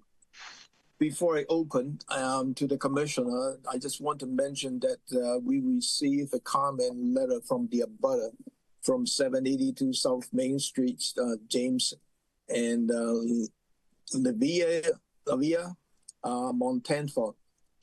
If I pronounce it wrong, correct, sorry. Their concern is about the historical scenic view from their house. And the only thing I just want to mention that under the Wetland Protection Act, the view is not protected, but it is your scenic view is protected under the DCPC for the Creekview Beach area and the Centerville River North Bank and so forth. So, if you have any concern about the scenic view, you should go to the zoning board. They would deal with your specific comment on that one. I just want to mention that because I'm not saying that we ignore you, but it's under the Wetland Protection Act. we cannot deal with any zoning questions in your concern. So I hope I answer your questions. Question from the commissioner, Bill. I think that the only thing that I don't like about the project is if you will, the expansion of the beach house in terms of the stairs and the elevated platform. Along the side of the beach house, you know, you have, it's vegetated. It's a heavily vegetated slope. And you know, we've had other projects like boathouses and whatnot. And it's like, well, we wouldn't be approving those kinds of things today. And we try to constrain the size of them. You know, you have them, they're grandfathered, if you will. But to the extent that if they end up expanding, you know, we generally don't like to do that. And so you have now, well, it looks like you historically, or the existing situation is you have one access to that beach house. Go out, you know, come down the stairs and you move over and you're in the beach house. Now you have two more access points. One is along the side of the thing on the far right, and then coming down onto, I guess it's onto the roof. And so I'm not sure how it exactly comes down. I don't have a problem with the idea of the elevated one coming down from the roof, but that third access, I don't know that it adversely affects the vegetation, the slope, and all of that. And I understand you're doing a lot of mitigation, but that's my concern is the beach house stairs, especially to the right. Thank you. Thank you, Bill. Angela? Yeah, I guess I'm going to say the same thing as Bill, but my concern also is the fact that even that front section, you're adding 141 square feet into the resource, and this beach house is in the resource, and it looks like it was put on something with like gravel in front. So where you're looking at walk over existing stone wall hardscape is actually, it drains through as gravel. It looks like what's there now was put up over an old maybe boat house or boat shed. And then now, I don't know what you want to do with it. That's not my business. And if you want to go second floor, that's fine. But you have three entryways here. You have one from the walk that's already there on the pier, one from the stairs coming down through vegetation like Bill's saying, and then a proposed elevated walk. So you want three access into this little beach house here that's in the resource. It doesn't make sense to me, one.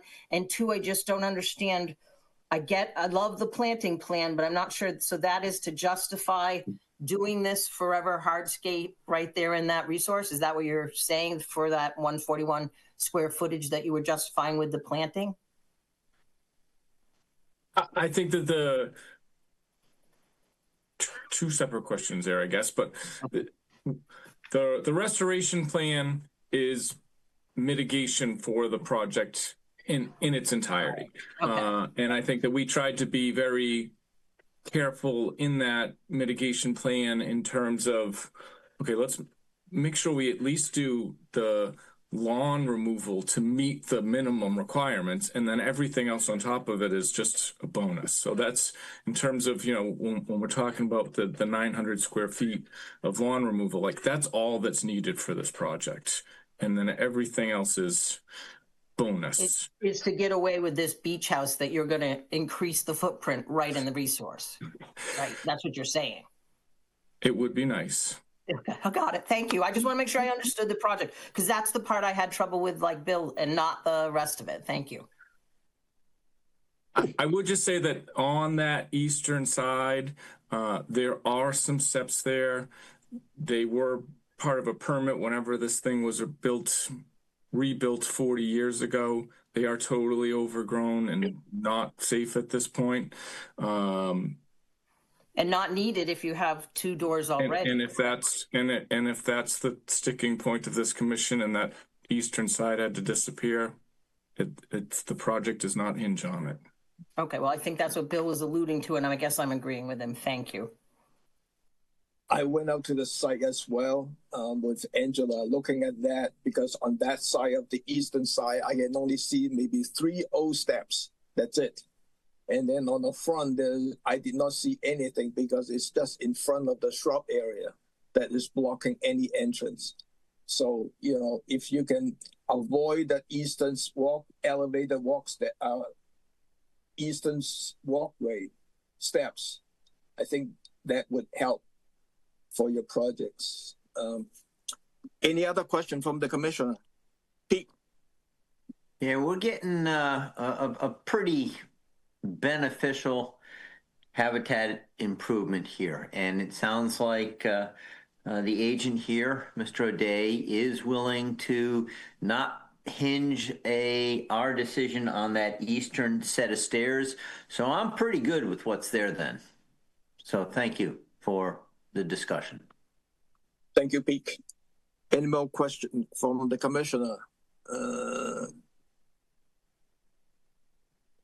Jeff, Rob, any comment or questions? I went by there. I took a close look at everything. And I think it's an exceptional landscape plan, what they want to do down below. I mean, okay. My hat goes off to them for that. Okay.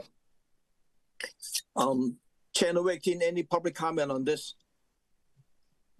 Yeah, Olivia, would you like to unmute?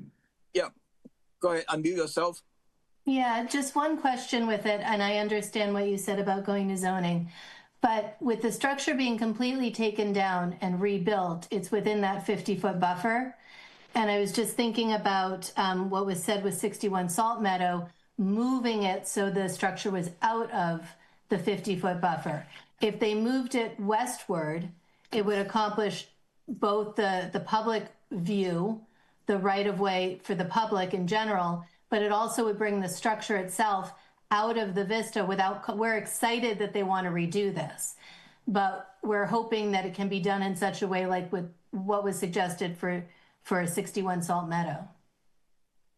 Under the 61 Salt Meadow, that because of the buffer zone questions between 0 and the 50, 0 and 100, versus this one is because of the zoning question. I don't think we can we can ask, but it's subject to the applicant whether they want to do it or not.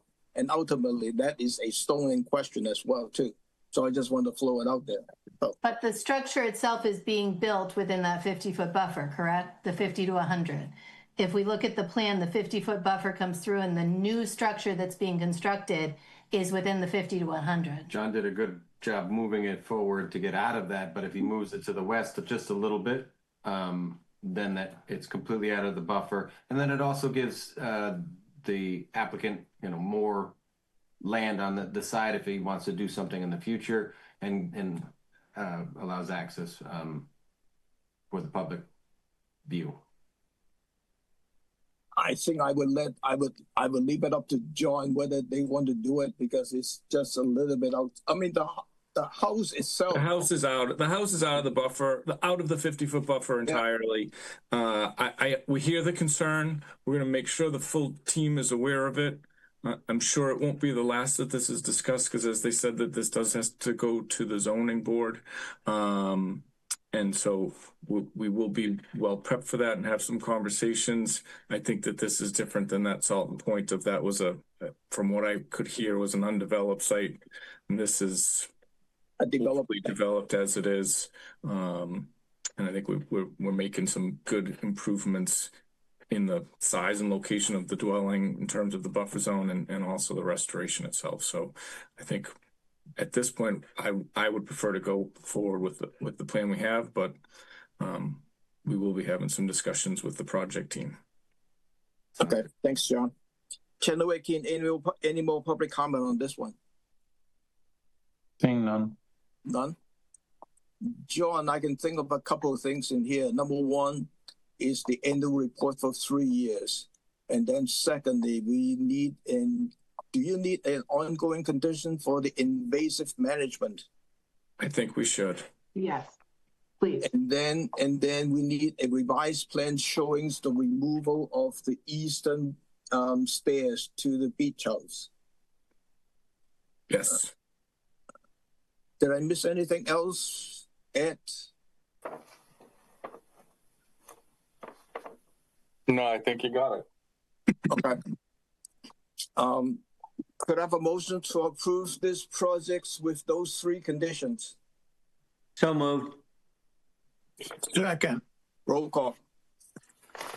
Tangney, aye. Sampu, Aye. Kashulik, Jeff? Yep, he's muted. Kashulik, Sorry. got it. Aye, sorry. That's all right. Lee, Aye. Hearn, Aye. and DeMello. Aye. That's unanimous, Mr. Chair. Thank you very much, everybody. Thank you very much. And the abutter. The next NOI is the Frederick B. Jones proposed gravel driveway at 4312 Route 6A, Barnstable, as shown in the Assessors Map 351, parcel 031. This is Dan.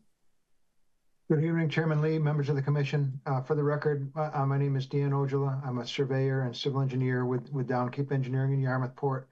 I'll pull up the plan here while I just go briefly through the narrative. I know the hour is getting late. This is, you may recall, it's a septic upgrade. They had a misstep. There's a very older gentleman that's selling the home and he didn't understand. He removed a beautiful or, you know, a very nice pool area. This is a picture of the old pool, how it looked back in the day. That's his house up in the back and the barn is on the right. So it's a lot of hardscape in that area. And it would be our position that we would like to basically also remove a shed, which is very close to the wetland right here. And you had us as part of that put in some mitigation to have a gravel turning area. We had dirt on the proposed plan before, but in discussions with some people that would really like to buy it, they're uncomfortable with the mud of dirt, and so pervious gravel was chosen. And this site is on the busy state highway Route 6A. It's on a, you know, it's okay site distances, but there's nothing safe about backing onto this road. You just couldn't possibly do it. So we absolutely need to have some room to park and a little bit of room beside them to turn around. If you get a FedEx truck or anything else in there, or, you know, God forbid an ambulance, it's much, much safer to have a turnaround. So the good news is we think it's sort of a win-win. The mitigation table is here. We're actually going down 11 square foot in the 0 to 50 and 5,100 only up 68 square foot. When you multiply that out, you're getting 160 square foot required of additional mitigation. We've proposed 200 square foot. We're moving the fence, the single rail fence out to where it would be outside, and then any of the dirt around there would be a fescue, nice low impact Cape Cod lawn, not a turf lawn. So there's notes to that effect. And again, the former pool and patio area is you know, shown on the GIS map, but there's a Google Earth image of the same chairs that we looked at with that photograph and or similar. And there's a different Google Earth showing the situation there. So that's basically the area of the driveway. Net. It's a very similar hardscape. Again, would argue that having a pool there with all the chemicals and the you know, backwash and the brick is more detrimental than a pervious gravel driveway. But nonetheless, we're going to go 1-to-1 on the gravel driveway versus that hardscape, and you're only up about 68 square foot and down 11 in the 0 to 50, which is more important. So we feel that the proposed mitigation area will enhance that buffer. There's a little IVW out back, and again, it's the plantings are in the low section of the property, just off the IVW, where they could do the most good, pulling up lawn and disturbed area to plant those. And we feel it'll be a net benefit to that buffer, getting the shed out and improving things. So hopefully we can move forward with this. We're anxious to do the septic upgrade and get all that done. And so it'd be good to have permission to do this. Again, it's just a kind of a unique site where you've got a little IVW in the back. It's a previously developed site. It's very hard to get in and off of 6A. We looked at a circular drive, but with those two big trees, and it just doesn't work with the slope. So this was the best we could come up with. Hopefully it's acceptable, and we'd be glad to answer any questions if you have them. Thank you. Thank you, Dan. And I forgot to mention that this is a continuance from October the 28th without opening and testimony. And so the quorum is every commissioner tonight. Questions, Bill?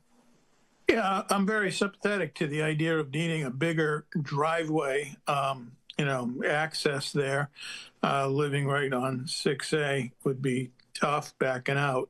However, the gravel driveway is a fair, and even parking area, if you will, is a rather large area that takes up a lot of the 0 to 50 buffer area. And we, like to try to maintain a nice vegetated buffer there, and you've got a gravel driveway, and a gravel driveway gets compacted, doesn't do the filtration that you normally would think. Yeah, there is some infiltration, but not it's not as effective. And we have in a number of occasions, sort of recognized the limitations of a gravel driveway in terms of its impacts. And I see that the way this is, your plan shows that it's like 20 feet wide on either side, and it's about 30 feet long on either side, and it's even wider like in the middle.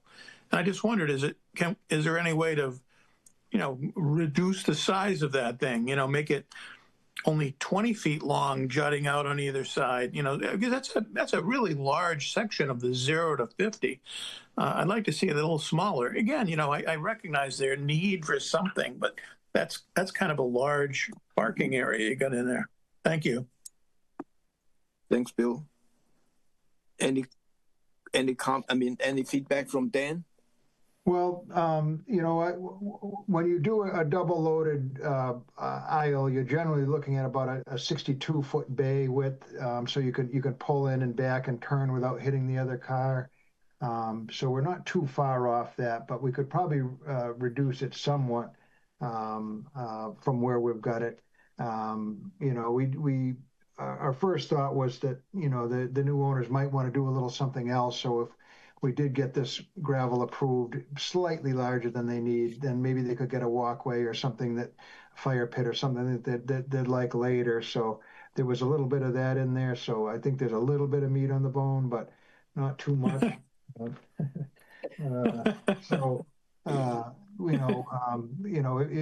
you'd like it, reduced by 5 feet on each end in order to approve it, I think we could certainly agree to that. Thank you, Dan. Angela? Yeah, that would be fine with me. My suggestion was going to be, you're putting some restored dirt with lawn between the mitigation and the gravel. So the cars should be able to turn around, not that you want them on the lawn, but it seemed like there was enough room there for that. So if you're willing to just make it a little smaller, I'm fine with that as well. Thank you. Thank you, Angela. Any other comment from the commissioner? I had one concern when I went by. Sure. Rob? So when you're pulling off 6A, it's asphalt, and then it turns into the stone or proposed stone area. Where that shed is, the proposed shed that's going to be removed, you could see the washout or the channel flow, if you will, of rainwater going right into the wetlands. I'm just wondering, is there a different way to grade it to give that water a little more time before it goes directly into the wetlands? We could look at creating a little grass line or a vegetated swale in with the bayberry, I suppose. I hope there's no highway runoff getting in there. I'm not sure. I can't really tell from the grading plan whether there is or not. I don't think it was from the highway. I just think it was. I think we had just had a heavy rain, but it was a perfect scenario showing the driveway and where the water was pitching. So that was my only concern, because you could definitely see the channel flow, and you could see all the, I think it was the spruce trees, all the needles of the spruce trees like in layers. So, I mean, I would suggest, like, if you could build some sort of berm, a very slight berm, to stop that water from going down. going all the way down, like right at the end of the asphalt, cut a straight line, have a little flat area, a very, very mild berm to pitch that water towards the spruce trees, and then have it shed around. I mean, that's my suggestion from what I saw, how I would do it, if you will. Just so it's not a straight rush right into the wetlands. Yeah, that sounds reasonable. So we can see if we can pick up a little berm to shunt the water to the east near the end of the paved driveway. Yeah, I think that would be great. Yeah. Thanks, Rob. Any other question from the commissioner? Mr. Chairman? Yeah. Just it's a housekeeping detail. Dan, we are still waiting on the Form WC for this, so we'll need to have that before, assuming you approve this project, we would have to have that WC form before we could issue an order. So. Yeah, sorry about that. It's because of the estate. Things are a little bit slow, but I will absolutely get you that. I'll commit to that. No problem. Okay, thank you. Thank you. Channel 18, any public comment on this one? Seeing none. None?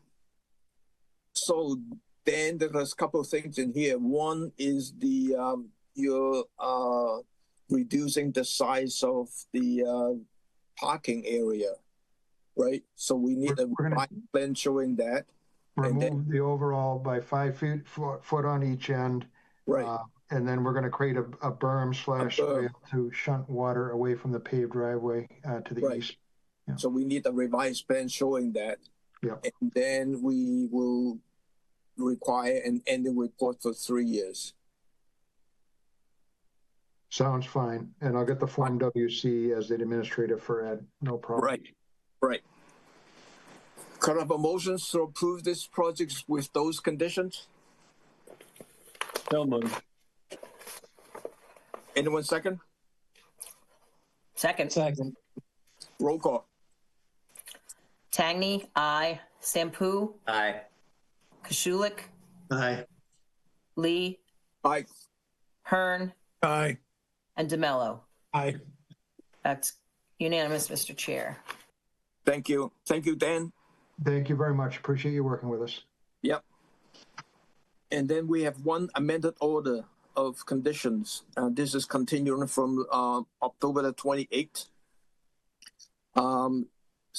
Sin of Eld Merriwire to amend order condition SE 3-6255 to permit the installation of 2 art sculptures at pool fence, chain link fence, remove existing shed, replace existing stone wall with a concrete wall, replacing stepping stones, walk, and sitting area at 251 Green Dome Drive, Sandyville, as shown on the assessment map 245, parcel 033.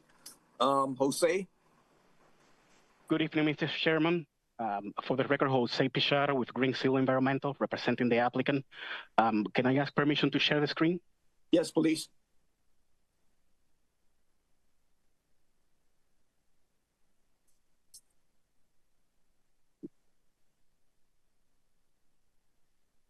Are you able to see the screen? Yes. Okay, so all the revisions I was able to plot it in color blue, so they stand out for you and you can easily identify what is revised. I'm gonna walk you right through it as quick as possible. So we are proposing the installation of a 194 feet long chain link fence with the half a foot clearance to allow for wildlife to bypass. We are removing an existing shed, the ramp, piles, and wooded planters, approximately 275 square feet. In that area, we would like to add it to the already approved garage. It was approved with dimensions 40 by 32. Now it will be a 40 by 38.9.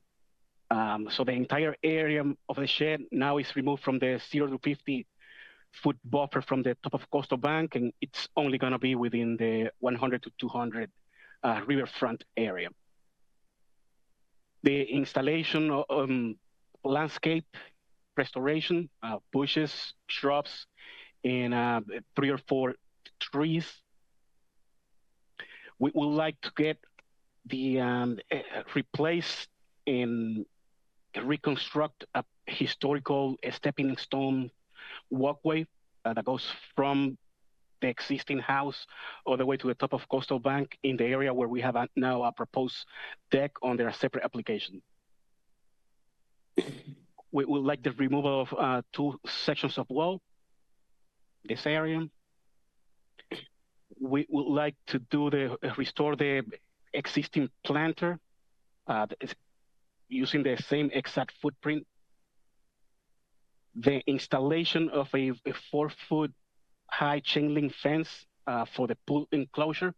So we are using the same design that was used for the pool enclosure next door, and we're going to be tying to that existing fence along the property line. And again, this will have the half-a-foot clearance to allow for bypass of species. We would like to remove approximately 40 square feet of a pump out of a stone landscaping wall in this area. He would like to replace the existing stone landscaping wall with a shorter concrete wall that is only 1 foot wide. The existing stone walls is approximately 2.5 feet wide. And also the length is going to be now shorter. So the existing length is 133 feet, and the total length, it's going to be now 76 feet. A significant reduction in both width and length. He would like to replace the existing benches, two sitting benches that are within the dunes. So he would like to replace those. Those are steel and very old. Iron sitting benches and very old. He would like to replace them using the same exact footprint. He has removed the a wooden seating area that was also used to hang paddle boards.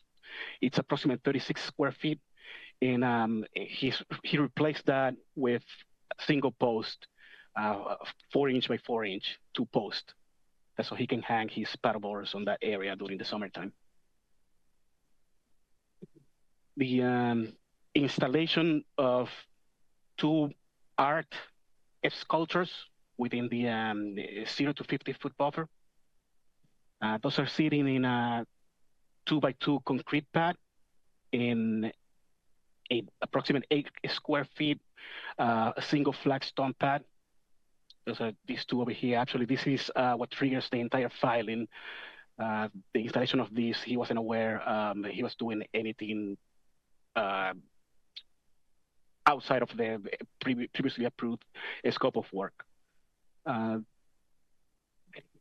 replacement of a section of wall that is 16 feet long, and he would like that to be set 2 feet above ground. That pre-existing wall was leaning, so he had to replace that just to protect the already rebuilt stairways. He modified a little bit the flag pole pavers. It's now rounded, but within the pre-existing perimeter. There were a line of trees that were installed on site along this property line, and 3 of those trees ended up being within the 50 to 100 from the top of Coastal Bank. There was a removal of older flagpoles, concrete base, and electrical conduits with it. So that is pretty much mostly revisions to already approved stuff from before, and with only 3 or 4 items that are new. It is important to note that overall, now the site has less hardscape, and it's providing more mitigation plantings than what actually needs. And those were already purchased and installed, the majority, with very minor exceptions of plantings that need to come and be planted over the spring season. With that, I'm going to pass it along to you and be happy to answer any questions and any discussions. Thank you. Angela? Yes, thank you. There's a lot going on here, and I agree with you. Most of them are minor. I'm trying to understand the stepping stones, restore and replace. What are you replacing them with? More buried stone, or what? I just didn't understand that part. Correct. It's going to be the same stepping stones. It's just it's going to replace with newer, but same size and everything. So he's just raising them up and taking the rocks out that are there and putting them back in because they're starting to get overgrown. Exactly. The ones that are the ones that are buried, yes, that's what he's going to do. And the ones that are above ground that you could see on the photos I also submitted, that are cracked and with overgrown in between, he's going to replace with new, same exact size and location. So there'll be grass in between them? That's correct. Okay, then I understand, because you said no increase in hardscape on the way to the dock, but I wasn't understanding what you were replacing it with. So thank you for clarifying that. Thank you. So there is a photo right here of the ones that are still, you can still see. So it will be something like that, similar to that. Okay. All right. Thank you. Thank you. Thanks, Angela. Any other question from the commissioner?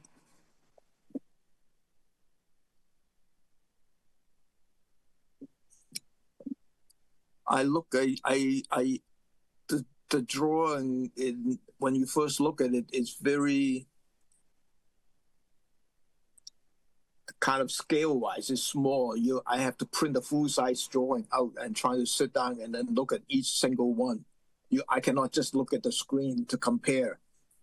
So that's the complicated factor on your drawing. But I'm fine with this in terms of what you're proposing to do.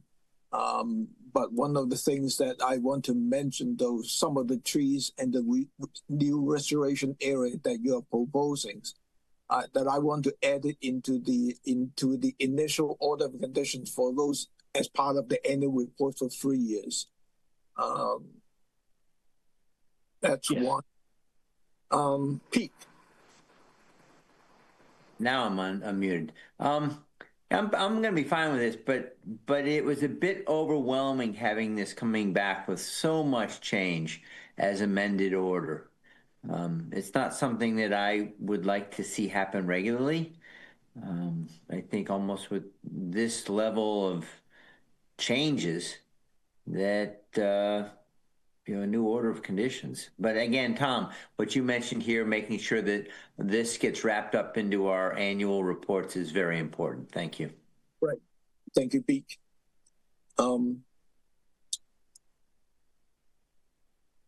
Any other question from the commissioner?